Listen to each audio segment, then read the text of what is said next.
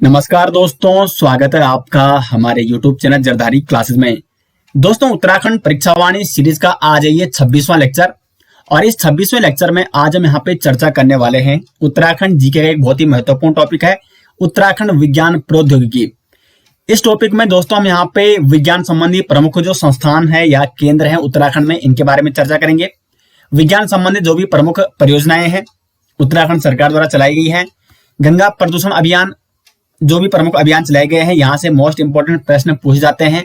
उत्तराखंड मापतोल प्रणाली, जो भी मापतोल प्रणाली उत्तराखंड में प्रयोग की जाती है, और प्रमुख वैज्ञानिक हैं जो उत्तराखंड के, और इन वैज्ञानिकों को अब तक कौन कौन से पुरस्कारों से सम्मानित किया जा चुका है, ये सारे टॉपिक आज हम इस लेक्चर में कंप्लीट करने वाले हैं। तो बहुत ही महत्वपूर्ण दोस्तों ये लेक्चर होने वाला है। अब यहाँ पे बहुत सारे अभ्यर्थियों की मांग थी कि जो हमारी ये परीक्षावाणी सीरीज हमारे माध्यम से यूट्यूब में चलाई गई है, इसके नोट्स उपलब्ध किए जाएं। तो आपकी मांग के अनुसार दोस्तों यहाँ पे हमारी जो ये सीरीज चल रही है यूट्यूब में, अब तो सिर्फ 3 लेक्चर बचे हैं इसके बाद, तो आपके लिए कंप्लीट नोट्स परीक्षावाणी के उपलब्ध हो चुके हैं हमारे द्वारा जो यूट्यूब में चलाई गई। इसमें आपको काफी डिटेल्स में उत्तराखंड जीके देखने को मिलेगा, और लेक्चर के अनुसार, मतलब जैसे ही यूट्यूब में दोस्तों हमने लेक्चर चलाए हैं और टॉपिक वाइज यहाँ पे भी आपको वैसे की वैसे नोट्स मिलेंगे। जो बिल्कुल नए अभ्यर्थी हैं उनको इसमें फायदा ये देखने को मिलेगा कि आपको यूट्यूब में जैसे आपने लेक्चर देख लिया और उसके बाद आप यहाँ से नोट्स स्वयं पढ़ सकते हैं या अपने नोट्स यहाँ से स्वयं बना सकते हैं। लेक्चर 1 है उत्तराखंड राजनीतिक प्रशासनिक ढांचा, यहाँ से हमने शुरू किया था ये परीक्षावाणी सीरीज, और आज जो हमारा चल रहा है ये है लेक्चर 26। लेकिन आपको यहाँ पे नोट्स कंप्लीट मिल चुके हैं, अभी 3 लेक्चर आने बाकी हैं। लेक्चर 29 में परीक्षावाणी सीरीज हमारी समाप्त हो जाएगी। तो इसमें दोस्तों जिस प्रकार से मैंने YouTube में आपको ये परीक्षावाणी सीरीज काफी डिटेल्स में आपको पढ़ाई है, उसी प्रकार से यहाँ पे डिटेल्स में आपको नोट्स भी मिल जाएंगे। ठीक है, ये देखो यहाँ पे, और काफी देखो मैप का प्रयोग भी यहाँ पे किया गया है। तो इस ई बुक को आप ले सकते हैं, लिंक आपको मिल जाएगा वीडियो के डिस्क्रिप्शन में, या आप दोस्तों सर्च कर सकते हैं jardhariclasses.in। ये हमारी वेबसाइट है jardhariclasses.in। वैसे लिंक आपको वीडियो के डिस्क्रिप्शन में भी मिल जाएगा इस वीडियो के नीचे, या आप jardhariclasses.in गूगल पे सर्च कीजिए। और ई बुक के बारे में दोस्तों आप हमें हमारे मेल jardhariclasses@gmail.com पर मेल कर सकते हैं। यहाँ से अगर ई बुक में कोई आपको प्रॉब्लम देखने को मिलती है, या ई बुक संबंधी अगर डाउनलोड नहीं हो पा रही है, उस संबंधी कोई प्रॉब्लम है, तो यहाँ पे हमें मेल कीजिए।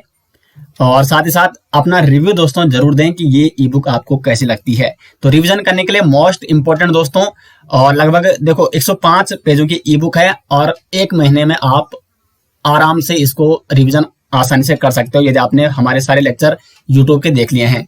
तो लेक्चर आप जरूर देखें, एक लेक्चर के बाद जरूर इस ई बुक से आप नोट्स देखेंगे इसके, और वहां से स्वयं भी नोट्स बना सकते हैं या वहीं से आप स्टडी कर सकते हैं। तो ये ई बुक दोस्तों आपको मिल जाएगी इस वीडियो के डिस्क्रिप्शन में, लिंक दिया गया है, या आप गूगल पे सर्च कीजिए jardhariclasses.in, और कमेंट बॉक्स में दोस्तों इस ई बुक का रिव्यू आप जरूर दें। तो शुरू करते हैं दोस्तों आज का लेक्चर।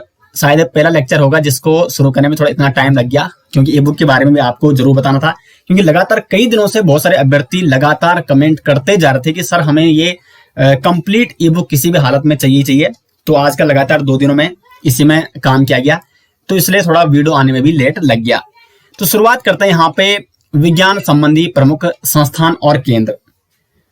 हम यहाँ पे उत्तराखंड विज्ञान एवं प्रौद्योगिकी के बारे में स्टडी कर रहे हैं। तो यहाँ पे ये जानना अति आवश्यक होता है कि विज्ञान संबंधी कौन कौन से प्रमुख संस्थान और केंद्र हैं उत्तराखंड में। तो सबसे पहले है उत्तराखंड राज्य विज्ञान एवं प्रौद्योगिकी परिषद। इसकी स्थापना कब होती है, एग्जाम में क्वेश्चन बन सकता है। तो इसकी स्थापना होती है 21 फरवरी 2005 को, और इसका उद्देश्य क्या था, विज्ञान एवं प्रौद्योगिकी को बढ़ावा देना। यह था उत्तराखंड राज्य विज्ञान एवं प्रौद्योगिकी परिषद का मुख्य उद्देश्य। 21 फरवरी 2005 को इसकी स्थापना की गई। उसके बाद उत्तराखंड विज्ञान शिक्षा एवं अनुसंधान केंद्र, ये स्थित कहाँ है, सबसे पहले प्रश्न यही बन सकता है। तो यह है आपका देहरादून में स्थित उत्तराखंड विज्ञान शिक्षा एवं अनुसंधान केंद्र, और इसकी स्थापना कब होती है, 2 फरवरी 2006 को। उसके बाद नेक्स्ट यहाँ पे उत्तराखंड अंतरिक्ष उपयोग केंद्र, इसको यहाँ पे आप लिखिए यूसेक, यूसेक। कई बार सीधे पूछा जा सकता है कि यूसेक कहाँ है। तो अगर इसकी स्थिति की बात करें तो ये स्थित है आपका देहरादून में। यूसेक, अंग्रेजी में अगर बात करें उत्तराखंड अंतरिक्ष उपयोग केंद्र की फुल फॉर्म, यूसेक की फुल फॉर्म, सॉरी, ठीक है। तो उत्तराखंड, यू से आ जाएगा उत्तराखंड, एस से आ जाएगा स्पेस यानी अंतरिक्ष, और यहाँ पे आपका ए से आ जाएगा एप्लीकेशन यानी उपयोग, और सी से आ जाएगा आपका सेंटर यानी केंद्र। तो यूसेक कहाँ है, ये आपका देहरादून में स्थित है। और यूसेक यानी उत्तराखंड अंतरिक्ष उपयोग केंद्र, उत्तराखंड स्पेस एप्लीकेशन सेंटर, इसकी स्थापना कब हुई उत्तराखंड में, कब की गई, तो 21 सितंबर 2005 को। तो मोस्ट इंपॉर्टेंट प्रश्न ये भी एग्जाम में बन सकता है। उसके बाद एक आप दूसरा यहाँ पे नोट कर सकते हैं, रूटेग, RUTAG। ये रूटेग क्या है, तो ये है रूरल टेक्नोलॉजी एक्शन ग्रुप। और रूटेग का जो मुख्य उद्देश्य था वो क्या था, विज्ञान एवं प्रौद्योगिकी को ग्रामीण क्षेत्रों तक पहुंचाकर लोगों के जीवन स्तर को उठाना। तो विज्ञान को ग्रामीण क्षेत्रों तक पहुंचाने के लिए यहाँ पे कौन सा ग्रुप यहाँ पे बनाया गया, रूटेग यहाँ पे बनाया गया है। रूटेग रूरल टेक्नोलॉजी एक्शन ग्रुप, इसकी क्या है फुल फॉर्म है रूटेग की। तो रूटेग की अगर फुल फॉर्म पूछी जाती है तो वो क्या है दोस्तों, रूरल टेक्नोलॉजी एक्शन ग्रुप, ये आपको नोट करनी है। उसके बाद यहाँ पे नन्ही परी सीमांत प्रौद्योगिकी संस्थान, ये आपका पिथौरागढ़ में है, ये कुछ प्रमुख संस्थान है।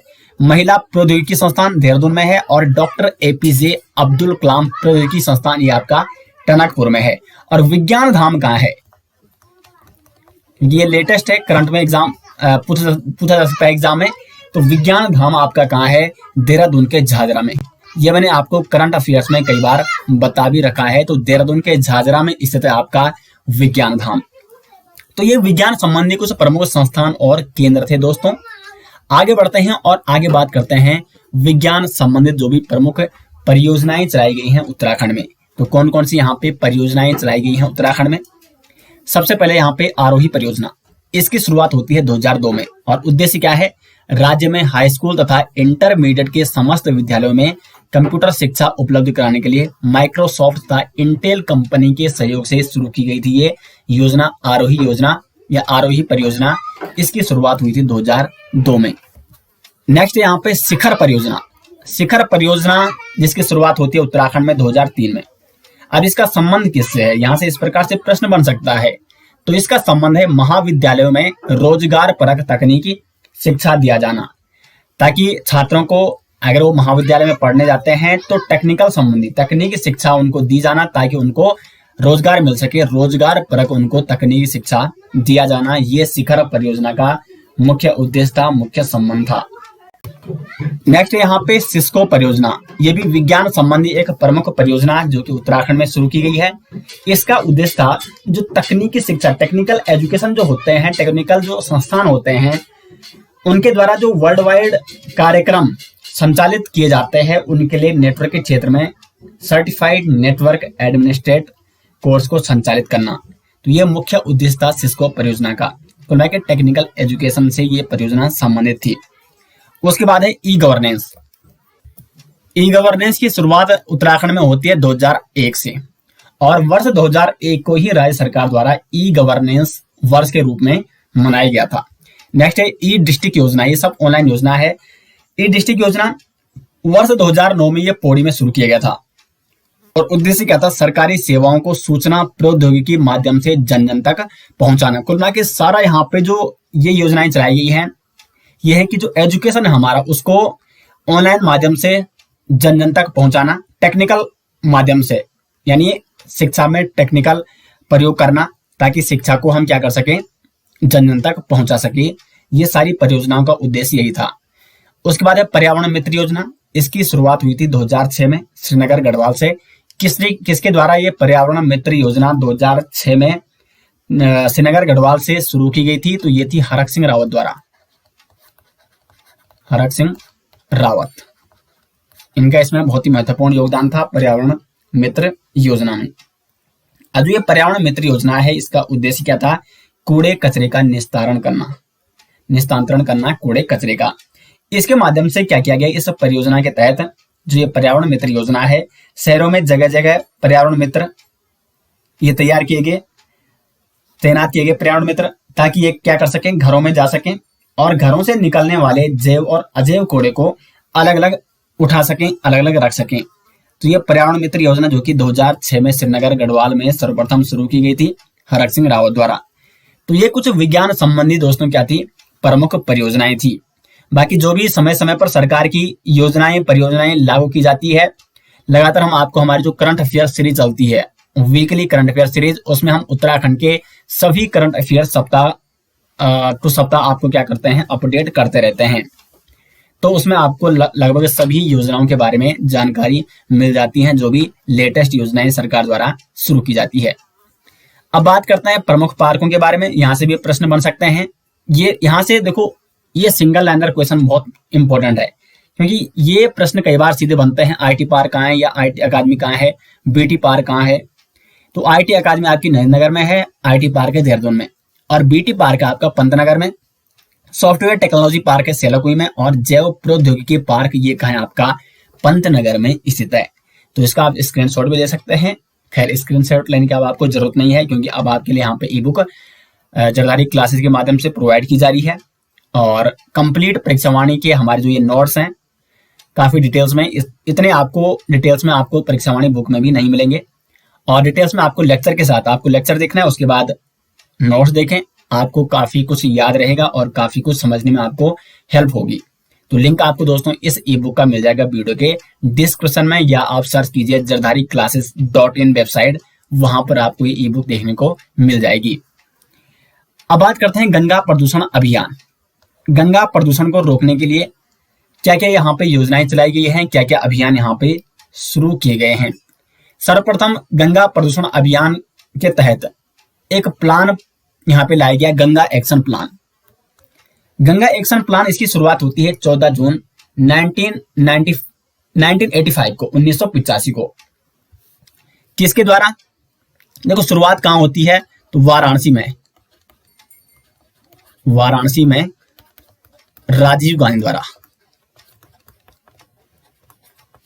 वाराणसी में राजीव गांधी द्वारा गंगा एक्शन प्लान की शुरुआत होती है 14 जून 1985 को। इसका उद्देश्य की अगर हम बात करें तो इसका उद्देश्य था गांव व शहरों से निकलना वाला जो अशुद्ध जल है, जो कचरा है, उसको ट्रीटमेंट करना और उसके लिए प्लांट लगाना, ताकि गंगा प्रदूषण को रोका जा सके। गंगा प्रदूषित जो हो रही है इस गांव से या शहरों से निकलने वाले कूड़े कचरे से, तो उस कूड़े कचरे को अलग करके उसका ट्रीटमेंट करना, उसके लिए प्लांट तैयार करना, ताकि वो नदी में नहीं जा सके और गंगा को स्वच्छ बनाया जा सके। तो ये पहला यहाँ पे अभियान गंगा एक्शन प्लान जो जिसकी शुरुआत होती है 14 जून 1985 को। दूसरा है यहाँ पे गंगा को राष्ट्रीय नदी कब घोषित किया गया। ये मोस्ट इंपोर्टेंट प्रश्न एग्जाम में पूछा जा सकता है और ये कई बार पूछा भी गया है। तो गंगा को राष्ट्रीय नदी जो घोषित किया गया 4 नवंबर 2008 को केंद्र सरकार द्वारा गंगा को राष्ट्रीय नदी घोषित किया गया। और घोषित करने के पीछे कारण क्या था? वही था, देखो जो गंगा नदी है उत्तराखंड से निकलती है, रिवर सिस्टम मैंने आपको बता रखा है गंगा नदी का, ठीक है, और उत्तराखंड से होते हुए देश के विभिन्न राज्यों में ये पहुंचती है और विभिन्न राज्यों से होकर ये विभिन्न राज्यों की जल पूर्ति करती है गंगा नदी। तो गंगा नदी का एक विशेष स्थान है भारत में, धार्मिक स्थान भी मतलब धार्मिक स्थान भी है इसका एक विशेष भारत में, और साथ ही साथ अगर हम आर्थिक स्थिति की बात करें या जल की बात करें, जल प्रयोग की बात करें, जल पूर्ति की बात करें, उसमें भी एक महत्वपूर्ण योगदान है गंगा का। तो गंगा को प्रदूषण से बचाया जा सके इसके लिए इसको राष्ट्रीय नदी गंगा को घोषित किया गया 4 नवंबर 2008 को केंद्र सरकार द्वारा। उसके बाद एक नेक्स्ट मिशन यहाँ पे शुरू किया गया, स्वच्छ गंगा मिशन, जिसकी शुरुआत होती है 2009 से। अक्टूबर 2009 में ये स्वच्छ गंगा मिशन शुरू किया गया था और इसमें लक्ष्य रखा गया था। लक्ष्य क्या था दोस्तों? इसमें 2020 तक गंगा को पूरी तरह स्वच्छ करना, और इसमें लगभग 15,000 करोड़ रुपए की राशि भी दी गई थी इस मिशन के तहत। लेकिन लक्ष्य कब तक का था? 2020 तक का रखा गया था कि 2020 तक गंगा को पूर्ण रूप से क्या करना? स्वच्छ करना। नेक्स्ट है स्पर्श गंगा अभियान, ये इंपॉर्टेंट है। स्पर्श गंगा अभियान की शुरुआत होती है 17 दिसंबर 2009 को। किसके द्वारा? तो हेमंती नंदन बहुगुणा गढ़वाल विश्वविद्यालय के छात्रों द्वारा, जो राष्ट्रीय सेवा योजना के लगभग 40,000 छात्र छात्राओं ने जो HNB के थे, इन्होंने ये स्पर्श गंगा अभियान शुरू किया था 17 दिसंबर नो को। और इस अभियान की जो ब्रांड एम्बेसडर बनाया गया था, किसको बनाया गया था? हेमा मालिनी को। अभिनेत्री हेमा मालिनी जी को इस स्पर्श गंगा अभियान का ब्रांड एम्बेसडर बनाया गया था। और 17 दिसंबर को ही दोस्तों गंगा स्वच्छता दिवस के रूप में भी मनाया जाने लगा। उसके बाद यहाँ पे नमामि गंगा अभियान, इसकी घोषणा जो वर्तमान प्रधानमंत्री नरेंद्र मोदी उन्होंने 2014 में की थी, लेकिन इसकी शुरुआत होती है 7 जुलाई 2016 को। और जो ये नमामि गंगा अभियान है, इस योजना के तहत लगभग 8 जैव विविधता संरक्षण केंद्रों की स्थापना की जाएगी उत्तराखंड में। कहाँ? ऋषिकेश में, देहरादून में, और कुल मिला के गंगा के तटीय स्थलों पर इन जैव विविधता केंद्रों की क्या की जाएगी? स्थापना की जाएगी। जैव विविधता संरक्षण केंद्रों की स्थापना की जाएगी। लगभग 8 ये जैव विविधता संरक्षण केंद्र होंगे नमामि गंगा अभियान के तहत। तो 7 जुलाई 2016 को इसकी शुरुआत की गई। तो ये तो थे दोस्तों यहाँ पे गंगा प्रदूषण अभियान संबंधी कुछ प्रमुख प्लान्स, कुछ प्रमुख मिशन, कुछ प्रमुख जो अभियान चलाए गए हैं। आगे बढ़ते हैं और अब बात करेंगे उत्तराखंड मापतोल प्रणाली के बारे में। मापतोल प्रणाली, यहां से भी कई बार एग्जाम में प्रश्न बनते हैं। अब देखो, अगर आप गांव में रहे होंगे, क्योंकि गांव में ये मापतोल प्रणाली अभी भी प्रयोग में लाई जाती है, लेकिन अगर आप शहर में रहे होंगे तो शहर में तो खैर अब थोड़ा क्या हो चुका है, मतलब इन मापतोल प्रणालियों का प्रयोग कम किया जाता है। लेकिन फिर भी अगर हम अभी वर्तमान में गांव में देखें दोस्तों, अगर आप गांव में रहते होंगे तो जरूर इनका नाम आपने सुना होगा और इनका प्रयोग आपने देखा भी होगा। तो अगर आपने इनका नाम सुना है तो जरूर आप कमेंट बॉक्स में बता सकते हैं कि क्या आपके गांव में भी, जहां आप रहते हैं, वहां भी इन मापतोल प्रणाली का प्रयोग किया जाता है या नहीं किया जाता है। तो अगर हम बात करें उत्तराखंड की मापतोल प्रणाली की, तो सबसे पहले ठोस माप प्रणाली, यानी जो ठोस वस्तुएं होती हैं, जैसे अनाज हो गया, गेहूं हो गया, आपके अनाज हो गया, चावल हो गया।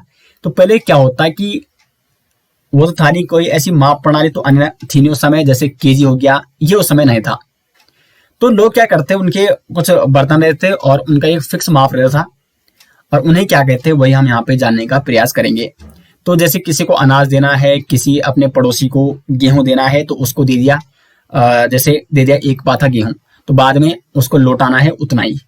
तो इसके लिए यहाँ पे इन मापतोल प्रणाली का प्रयोग किया जाता था। तो ठोस माप प्रणाली, जिसके माध्यम से अन्न मापा जाता, तो एक मुट्ठी जो होती वो होती 62.5 ग्राम के बराबर। और अगर 8 मुट्ठी की बात की जाए तो 8 × 62.5 ये हो जाएगा 500 ग्राम। तो 8 मुट्ठी जो अन्न होता है वो होता है 500 ग्राम, यानी आधा किलो। और इस आधा किलो को कहते हैं 1 सेर, यानी जो आज आधा किलो होता है उस समय उसको क्या कहा जाता? 1 सेर कहा जाता। अब तो हम ये बोलते हैं कि आधा किलो हमें गेहूं लाना है या आधा किलो हमें चावल लाना है, तो उस समय के लोग क्या कहते हैं? 1 सेर गेहूं हमने उसको दे दिया है, या 1 सेर गेहूं हमें वहां से लाना है। फिर अगर हम 2 सेर मिलाएं तो ये हो जाएगा आपका 1 किग्रा, यानी 1 कुड़ी उस समय इसको कहा जाता। तो 1 किग्रा के बराबर होती 1 कुड़ी, यानी किग्रा को उस समय कुड़ी कहा जाता। अभी भी गांव में ये मापतोल प्रणाली का प्रयोग किया जाता है। और जब 2 कुड़ी यानी 2 किग्रा मिलता है तो उसे कहा जाता है 1 पाथा। उत्तराखंड में ये धूली पाथा पैमाना ये किसने चलाया था गढ़वाल में विशेष तौर पर? तो अजय पाल ने। ये मैंने हिस्ट्री में आपको बता भी रखा है।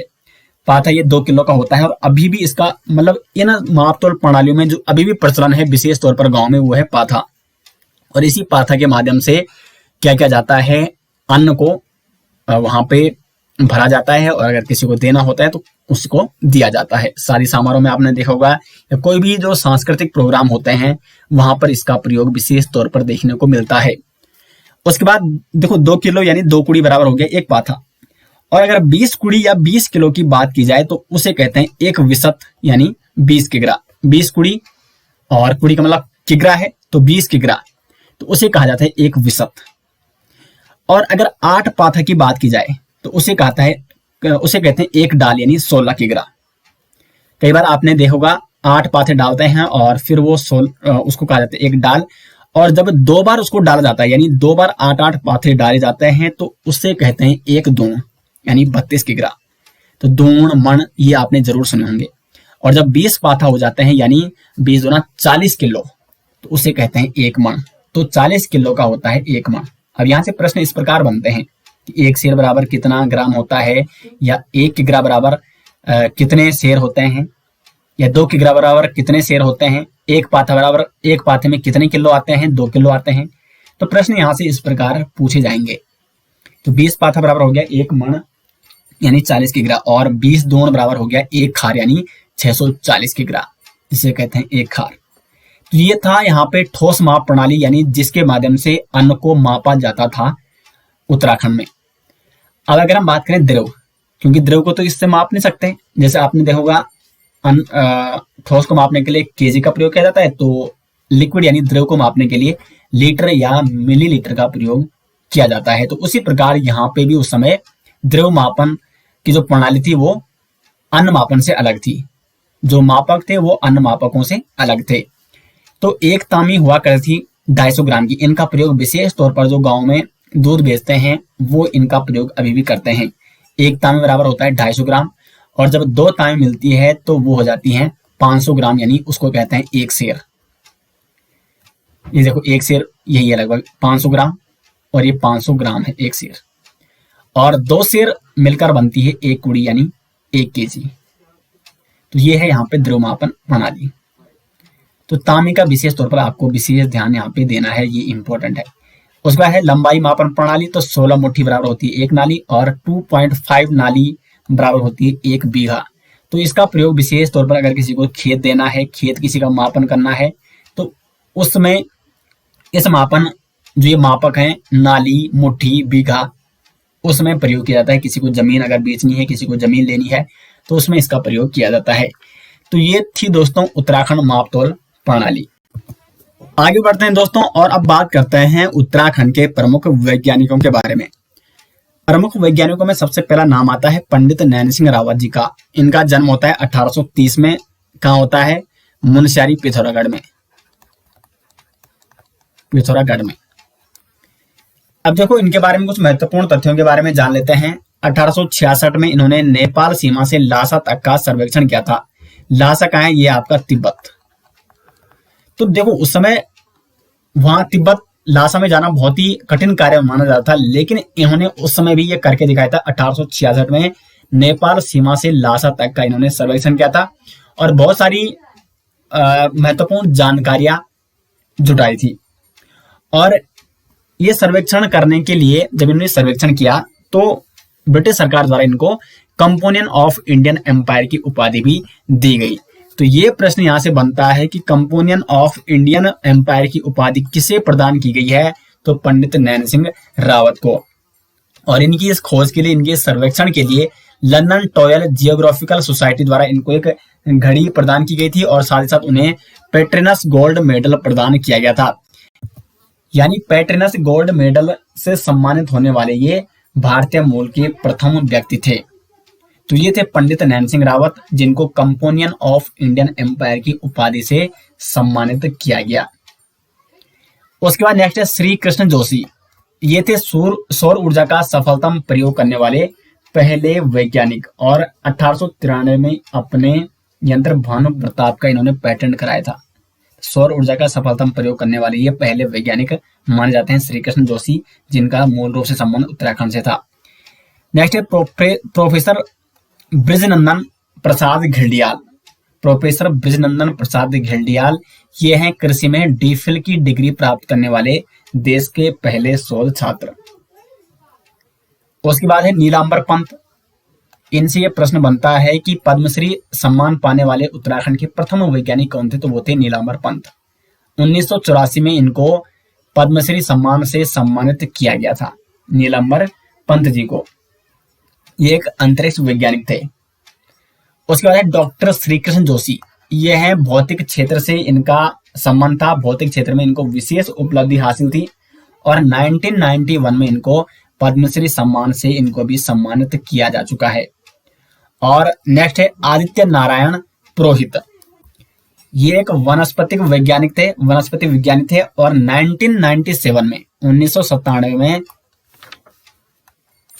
इनको भी पद्मश्री सम्मान से सम्मानित किया जा चुका है। तो ये कुछ प्रमुख वैज्ञानिक थे। अब यहां से यहाँ से ये मोस्ट इंपोर्टेंट प्रश्न एक तो यहाँ से बन सकता है नीलांबर पंत जी से कि पद्मश्री सम्मान पाने वाले उत्तराखंड के प्रथम वैज्ञानिक कौन थे, वो थे नीलांबर पंत। एक प्रश्न ये बनता है। और एक कंपोनेंट ऑफ इंडियन एम्पायर, यहाँ से भी इंपॉर्टेंट प्रश्न बनता है। खैर जितने भी महत्वपूर्ण प्रश्न इस टॉपिक से बन सकते हैं दोस्तों, वो मैंने आपको यहाँ पे कंप्लीट करा दिए हैं। उत्तराखंड विज्ञान प्रौद्योगिकी से संबंधित जितने भी इंपॉर्टेंट प्रश्न बन सकते हैं, चाहे वो माप तौर प्रणाली से बने, चाहे वो गंगा प्रदूषण से बने, गंगा नदी से, या विज्ञान संबंधी प्रमुख परियोजनाओं से, या आपकी प्रमुख संस्थान है जो विज्ञान संबंधी। तो सारे के सारे टॉपिक मैंने इस टॉपिक से संबंधित जो भी महत्वपूर्ण फैक्ट थे वो आपको कवर करा दिए हैं। बाकी इसके नोट्स आपको मिल जाएंगे हमारी ई बुक में। आप वीडियो के डिस्क्रिप्शन में जाएं या कमेंट बॉक्स में आपको लिंक मिल जाएगा ई बुक का। परीक्षावाणी सीरीज जो हमने ये चलाई यहाँ पे, ऐसी बात है 3 लेक्चर बचे हुए हैं, लेकिन नोट्स आपको कंप्लीट उपलब्ध हो चुके हैं। या आप गूगल पे सर्च कीजिए jardhariclasses.in, वहां पे आपको ई बुक मिल जाएगी, वहां से आप उसको डाउनलोड कर सकते हैं। तो मिलते हैं दोस्तों नेक्स्ट लेक्चर के साथ, तब तक के लिए धन्यवाद।